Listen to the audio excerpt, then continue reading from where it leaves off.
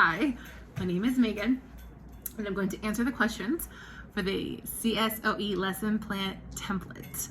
The first question is, how does the lesson plan template provided differ from the others you have seen? I have seen two different lesson plans in the past. One is a lesson plan that I had to construct at UC Davis. The other is as a para at a preschool. I work with the lesson plans there. So the preschool lesson plan is completely different than this one that I was given. It's very short and condensed down to just offering like pre-academic, fine motor skills, art, and incorporating some like numbers and shapes and things like that. So it's very minimal compared to the Alliant lesson plan, which really dives deep into the critical thinking and thought process a teacher goes through when creating a lesson plan. The lesson plan that I created at UC Davis for one of my classes is similar, but not similar at the same time. This one had like the lesson overview, the lesson rationale, the Common Core standards, the learning targets for students, learning objectives, informal assessment, formal assessment, plan for instruction. Sorry, I'm going through it right now.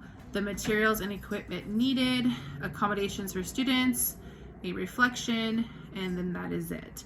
It does not include the ISTE standards for students. It did not include a in-depth understanding of exactly like how we're going to introduce a new material, you know, how exactly we are going to do this opening, or classroom management, differentiation. None of these things were included into that lesson plan. So that's a very different and very, again, simplified compared to the Alliant lesson plan. Another thing that I witnessed a lot is the reflections. In the lesson plan I did for UC Davis, it was just a quick like post-teaching lesson.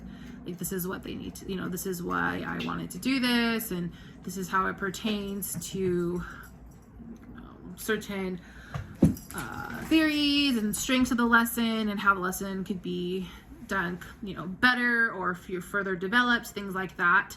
Whereas the lesson plan in Alliant is like the pre-teaching lesson. So before you talk about you know, about that, reflect on that, and then after you've completed the lesson plan, you talk about that after. So those are just some of like the bigger things that I saw. Again, like the Alliant lesson plan is very informative, and I feel like it really dives deep into what the teacher's thought process is. The next question was, what 3 elements do you think you will find challenging, and provide rationale for your responses? So the 3 elements that I think that I will find challenging is the like introduction of new materials, the guided practice, the independent practice, like the entire the entirety of that part. And it's more of because you have to really dive in deep and try to really assess how things might go. So the whole like, well, why will students be engaged and interested? You know, what potential misunderstandings will you anticipate? And that was for like the introduction of new material. Or for like the guided practice, when it's like, how will you monitor and correct students' performances, and why will students be engaged and interested?